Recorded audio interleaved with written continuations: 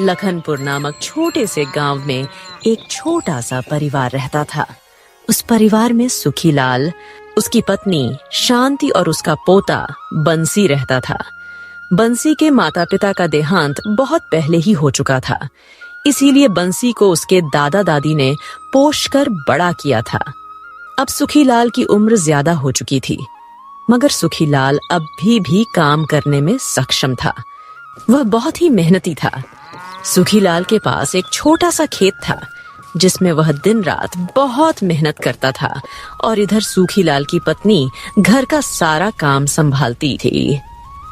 और इधर सुखीलाल के पोते बंसी की कहानी बिल्कुल अलग थी।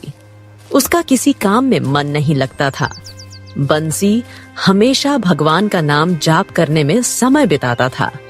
वह हर समय सिर्फ भगवान का नाम जाप करता रहता था।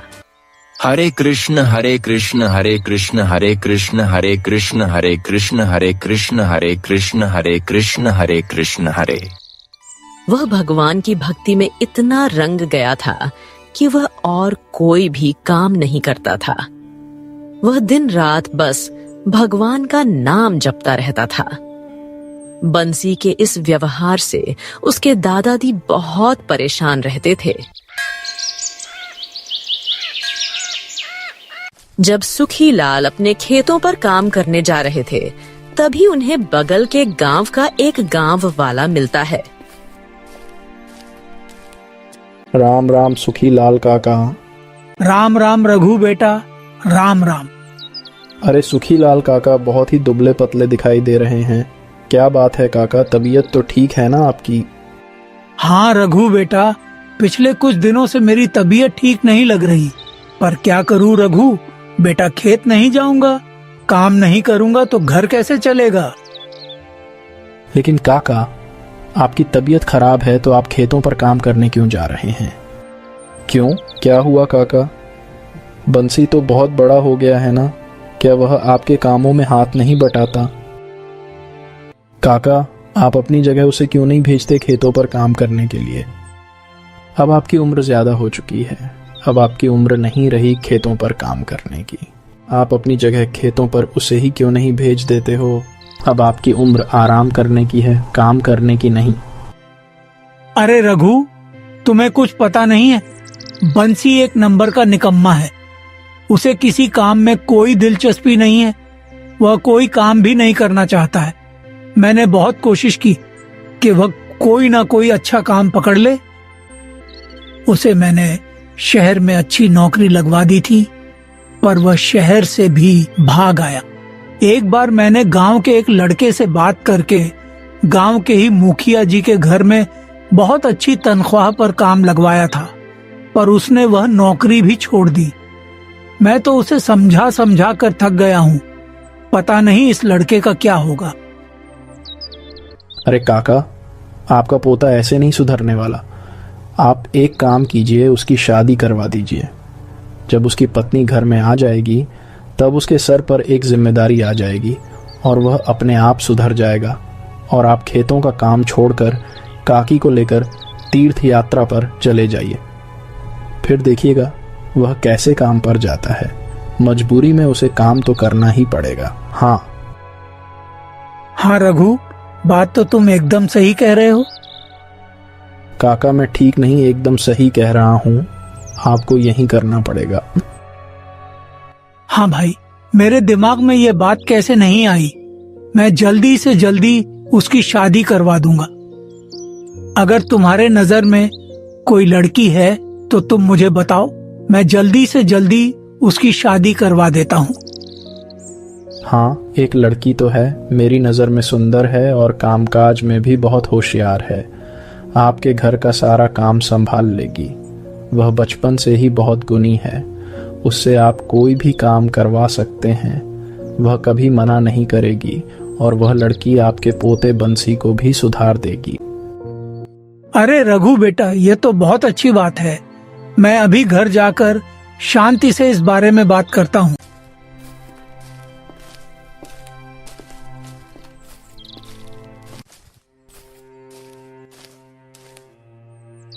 अरे ओ भाग्यवान, सुनती हो, जरा मेरे लिए एक गिलास पानी तो लाना। अभी आ रही हूँ।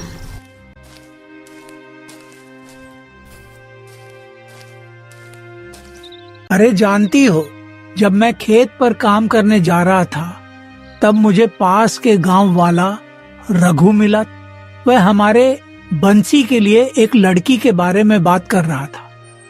उसने बताया कि उसकी नजर में एक लड़की है जो बहुत ही गुणी और सुशील है और देखने में भी सुंदर है। हाँ जी, आप ठीक कह रहे हैं। मैं भी यही सोच रही थी। हम दोनों तो इतने दिनों से कोशिश करके थक चुके हैं, फिर भी यह लड़का सुधरने का नाम तक नहीं लेता।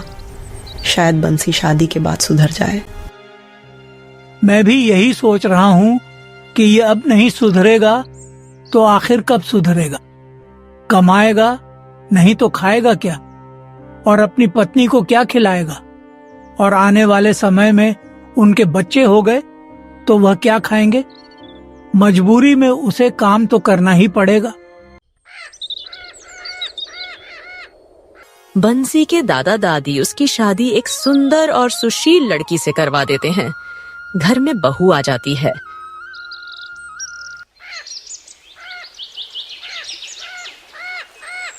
शादी के 1 महीने बाद बंसी के दादा बंसी से कहते हैं, बंसी बेटा, हमने अपनी तरफ से पूरी जिम्मेदारी निभा दी है। अब हमारी जिम्मेदारी खत्म हो गई है और अब यह घर तुम्हें ही संभालना है। हम दोनों की अब उम्र बहुत ज्यादा हो चुकी है, तो अब हम सोच रहे हैं कि तीर्थ यात्रा पर चले जाएं और आखिरी दिनों में भगवान के दर्शन कर लें। इसलिए हम दोनों अब तीर्थ यात्रा पर जा रहे हैं। पता नहीं तीर्थ यात्रा करने में कितने दिन लग जाए। इसलिए बंसी बेटा, तुम अपनी जिम्मेदारी अच्छी तरह से निभाना। मैं यह सब तुम्हारे भरोसे छोड़कर जा रहा हूँ। मैं उम्मीद करता हूँ कि तुम हमें निराश नहीं करोगे।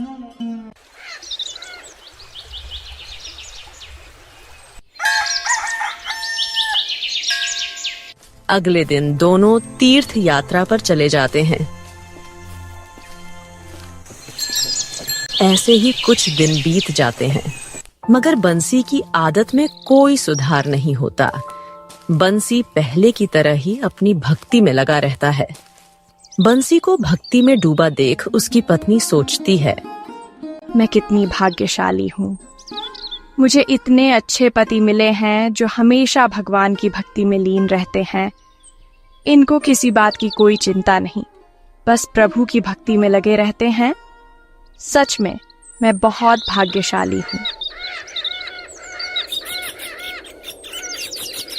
शुरुआत में सब कुछ अच्छा चल रहा था और ऐसे ही कुछ दिन बीत जाते हैं। शादी के इतने दिन बीतने के बाद भी बंसी की आदतों में कोई सुधार नहीं होता। बंसी जैसा था वैसा ही रहता है। ऐसे ही दिन बीतते चले जाते हैं और घर का सारा राशन खत्म हो जाता है। तब सुनैना बंसी से कहती है, सुनिए जी, आपको पता भी है क्या घर का सारा राशन खत्म हो चुका है। आप कहीं जाकर कोई काम क्यों नहीं ढूंढते? जब देखो तब आप घर पर ही रहते हो, दिन रात प्रभु की भक्ति करते रहते हो और घर की जैसे तो कोई चिंता ही नहीं है। मैं मानती हूँ कि प्रभु की भक्ति करना अच्छी बात है, मगर इंसान को अपना कर्म भी करना होता है।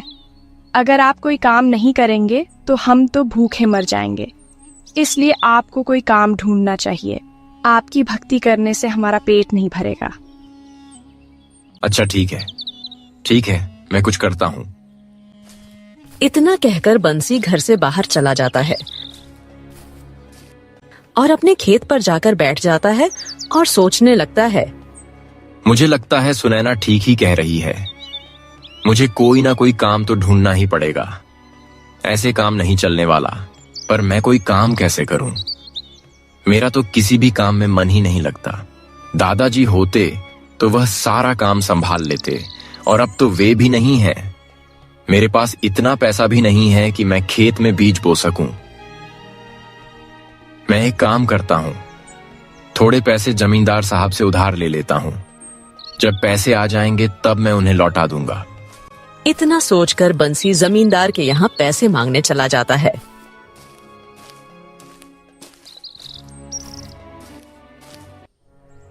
राम राम मलिक, राम राम। बंसी कहो यहाँ कैसे आना हुआ? मालिक, मुझे थोड़े पैसे की जरूरत थी। ये बात तो ठीक है बंसी, मगर तुम एक बात जान लो, मैं तुम्हें कर्जा दे दूंगा और इसके बदले में तुम्हारे जमीन के कागज अपने पास रख लूंगा, और जब तक तुम मेरे पैसे नहीं लौटाओगे तब तक तुम्हारे यह जमीन के कागजात मेरे पास ही रहेंगे, और जब तुम पैसे लौटा दोगे तो तुम्हारे जमीन के कागज मैं तुम्हें वापस कर दूंगा। जमींदार जमीन के बदले बंसी को कर्ज दे देता है और बंसी जमींदार से पैसे लेकर वहां से चला जाता है। घर आकर बंसी मन ही मन सोचता है, हे बांके बिहारी, खेत के लिए तो कर्ज ले लिया है, अब इसके आगे आप संभाल लेना।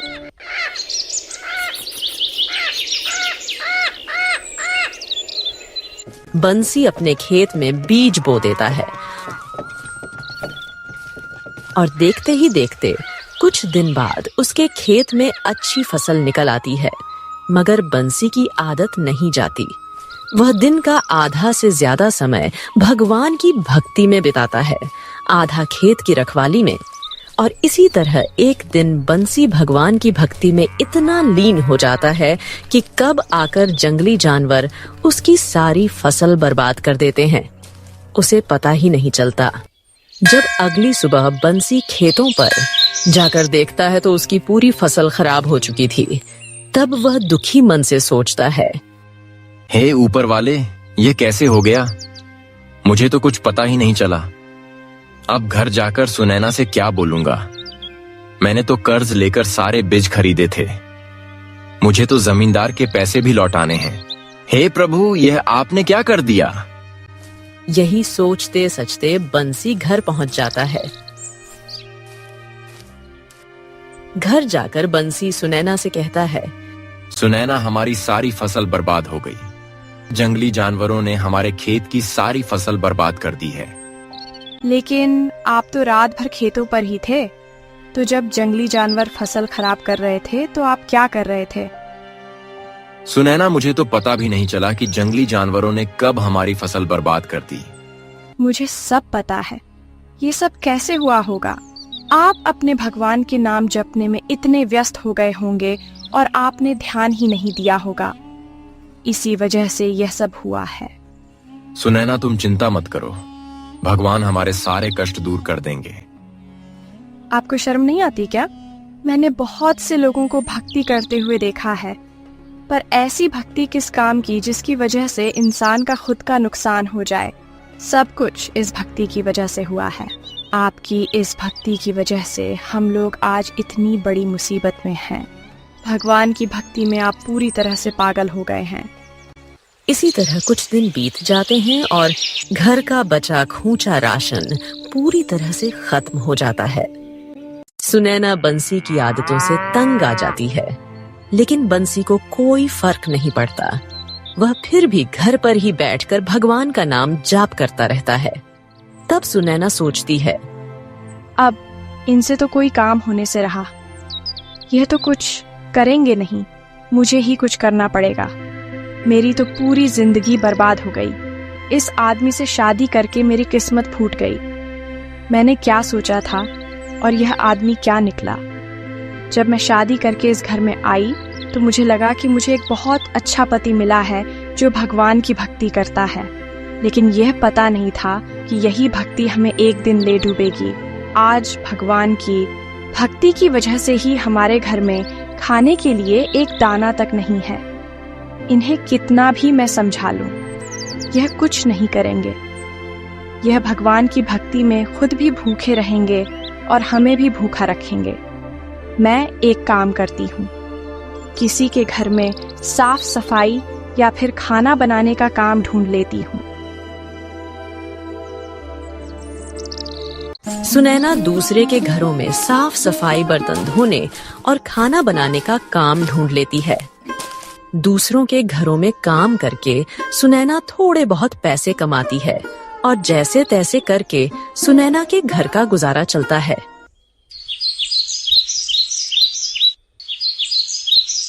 एक दिन सुनैना दूसरे के घरों से काम करके घर जा रही थी। तभी गांव का जमींदार सुनैना को बीच रास्ते में रोक लेता है और कहता है, सुनो बंसी की बहू, बंसी से कहने का तो अब कोई फायदा नहीं। तुम ही बता दो कि मेरा कर्ज कब लौटाओगी। वह तो दिन भर घर में बैठा रहता है और उससे तो कोई उम्मीद करना बहुत बड़ी बेवकूफी है। अगर तुम्हें अपना खेत चाहिए तो तुम जल्दी से जल्दी मेरा कर्ज लौटा दो। जमींदार साहब, मुझे कुछ दिनों की मोहलत दे दीजिए। मैं कुछ ना कुछ करके आपके सारे पैसे लौटा दूंगी। अच्छा, ठीक है सुनैना, मैं तुम्हारी बात पर भरोसा करके तुम्हें कुछ दिनों की मोहलत दे रहा हूं। नहीं तो मुझे तुम्हारे पति पर बिल्कुल भी भरोसा नहीं है कि वह कुछ काम भी करेगा। इसीलिए तुम थोड़ा जल्दी ही पैसों की व्यवस्था करना। मैं ज्यादा इंतजार नहीं करूंगा। जब सुनैना घर जाती है तो ये सारी बातें बंसी को बोलती हैं। सुनिए जी, जब मैं काम करके घर वापस लौट रही थी तो गांव के जमींदार ने मुझे बीच रास्ते में रोक लिया और मुझसे अपने कर्ज के पैसे मांगने लगा। वहां गांव के कई लोग खड़े थे। उन सारे लोगों के सामने मेरी कितनी बेइज्जती हुई। उसने आपके बारे में भी बहुत बुरा भला कहा, लेकिन मैं उससे कुछ भी न कह पाई क्योंकि इसमें उसकी कोई गलती नहीं है। मैं उसे कुछ नहीं कह पाई क्योंकि इसमें उसकी कोई गलती नहीं है। सारी गलती आपकी है। जब आपको पता था कि आपसे कोई काम नहीं होगा तो फिर आपने जमींदार से कर्ज क्यों लिया? अब हम उसे कर्ज के पैसे कहाँ से लौटाएंगे? इतना सब हो जाने के बाद भी बंसी अपनी भक्ति में फिर से लग जाता है। आपसे तो बात करना ही बेकार है। आप अभी तक वहीं अटके हुए हैं। क्या आपको पता नहीं है कि किस वजह से हम लोग आज इस मुसीबत में फंस गए हैं? भगवान कभी किसी की मदद करने नहीं आते। हमें अपना काम खुद ही करना पड़ता है। भक्ति से किसी का पेट नहीं भरता। पेट भरने के लिए काम करना पड़ता है। लेकिन पता नहीं मैं आपको समझा ही क्यों रही हूँ।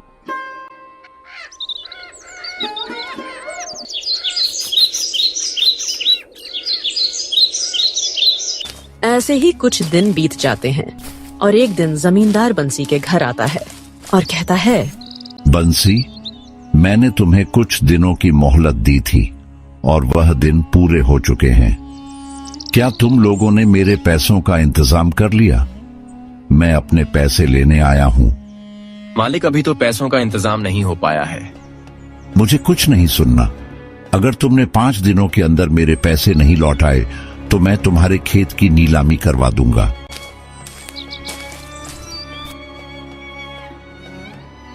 जमींदार की बातें सुनकर सुनैना बहुत परेशान हो जाती है और बंसी वहां से उठकर घर के बाहर चला जाता है और एक जगह पर बैठकर सोचने लगता है। हे बंसी वाले, अब तुम्हारा ही सहारा है। अब आप ही कुछ कर सकते हो। मैं जमींदार के इतने सारे पैसे कहां से लौट आऊंगा? अब मेरे पास तो कोई रास्ता ही नहीं बचा है। हे भगवान, अब मैं क्या करूं? अगर मैं ऐसा हूं तो मेरी क्या गलती है? मुझे भी तो आपने ही बनाया है। हे प्रभु, मैंने अपना जीवन आपको सौंप दिया है। अब तो मेरा अच्छा या बुरा सब आप ही को देखना है। अब मेरे सारे सुख दुख आप ही को तय करना है। प्रभु, अब सब आप ही को देखना है। मैं सब आप ही पर छोड़ रहा हूं।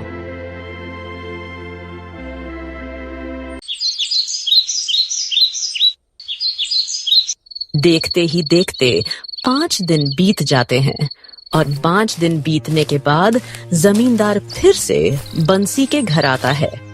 सुनो बंसी की बहू, बंसी घर पर है क्या? आज 5 दिन पूरे हो गए हैं। नहीं जमींदार जी, वो तो घर पर नहीं है। वो कहीं बाहर गए हुए हैं।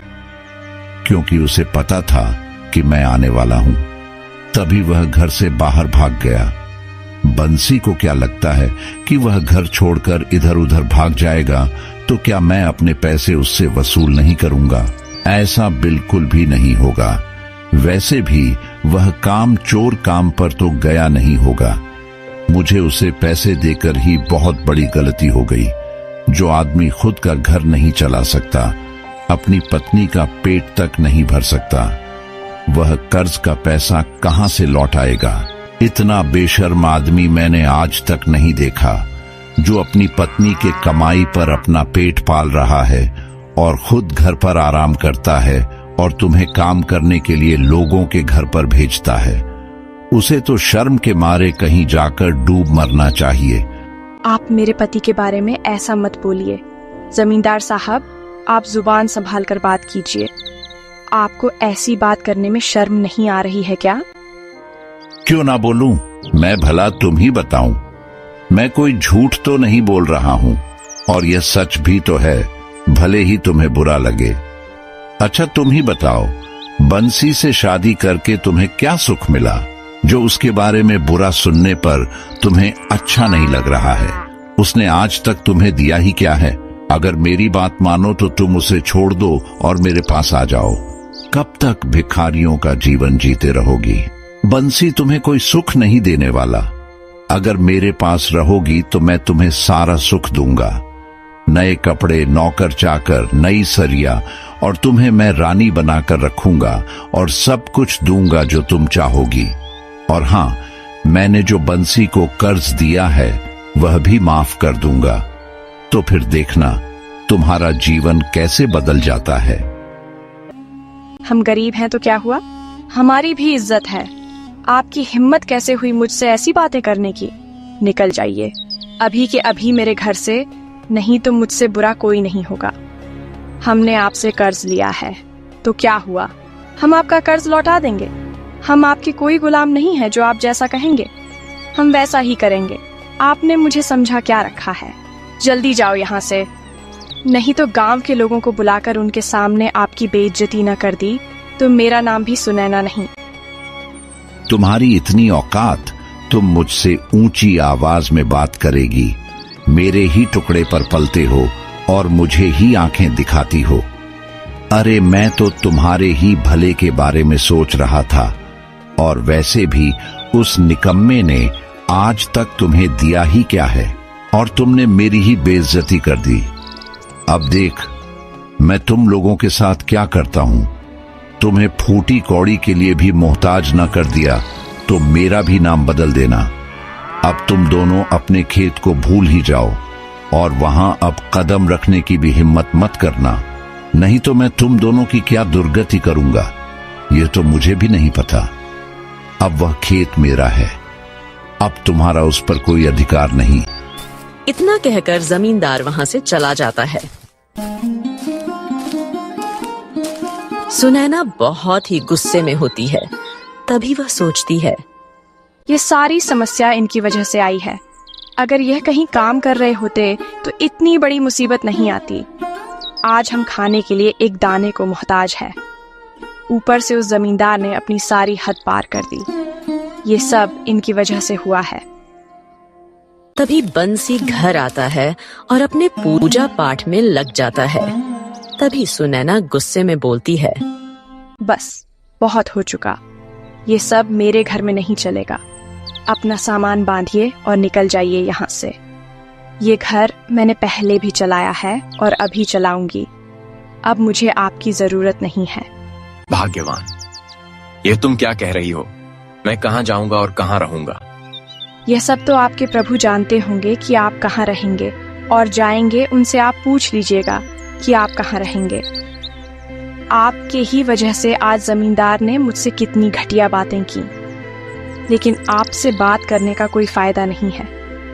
बस आप मेरी नजरों के सामने से चले जाइए और फिर से आप अपना चेहरा मुझे मत दिखाइएगा। जहां आपको जाना है वहां चले जाइए। इतना कहकर सुनैना बंसी को घर से बाहर निकाल देती है। बंसी घर से दूर जाकर एक पेड़ के नीचे बैठकर रोने लगता है और कहता है, हे बंसी वाले, ये आज मेरे साथ क्या हो रहा है?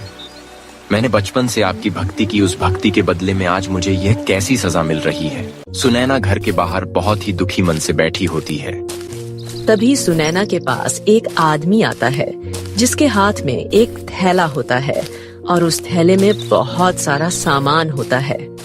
वह अनजान व्यक्ति सुनैना के पास आकर खड़ा हो जाता है और सुनैना से कहता है, बहन जी, बंसी नाम का आदमी यहीं रहता है क्या? जी हाँ, वह यहीं रहते हैं।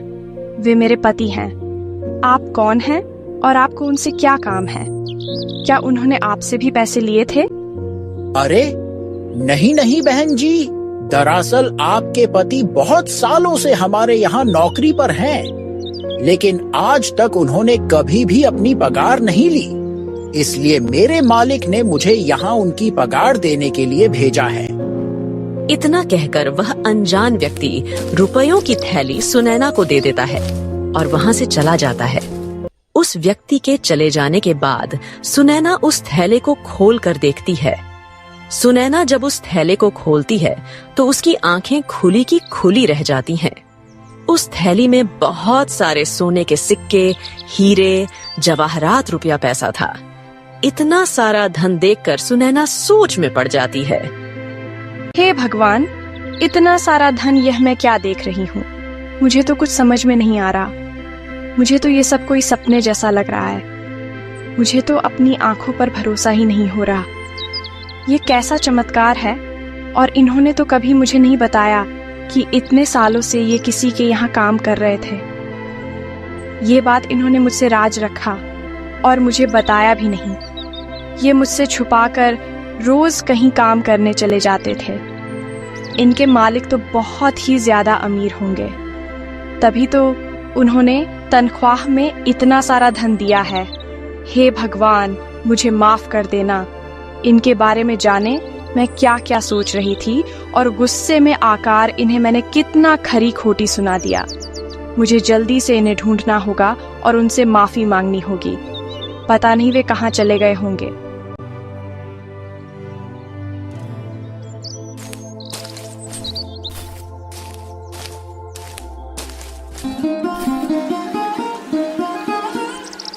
अजी, आप यहाँ बैठे हैं।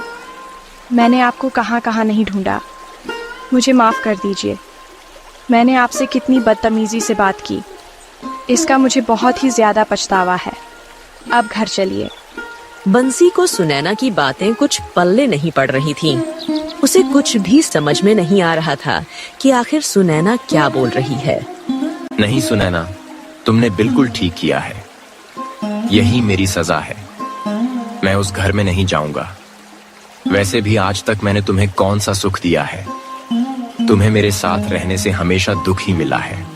उसके बाद सुनैना ने बंसी को सारी घटना बताती है। सुनैना, ये तुम क्या कह रही हो? मुझे तो कुछ भी समझ में नहीं आ रहा है। तब वह सुनैना के साथ घर जाता है। जब बंसी घर जाता है तो इतना सारा धन देखकर वह भावुक हो जाता है और वह सुनैना से कहता है, सुनैना, ये सब धन जो तुम देख रही हो, वह सब ईश्वर की कृपा है। जो आदमी तुम्हारे पास यह थैला देने आया था, वह कोई आम आदमी नहीं था। वे साक्षात मेरे प्रभु थे, जिनकी भक्ति मैं बचपन से करता आया हूं। देखो सुनैना, भगवान ने मुझे क्या दिया है, मैंने तो कभी सोचा भी नहीं था।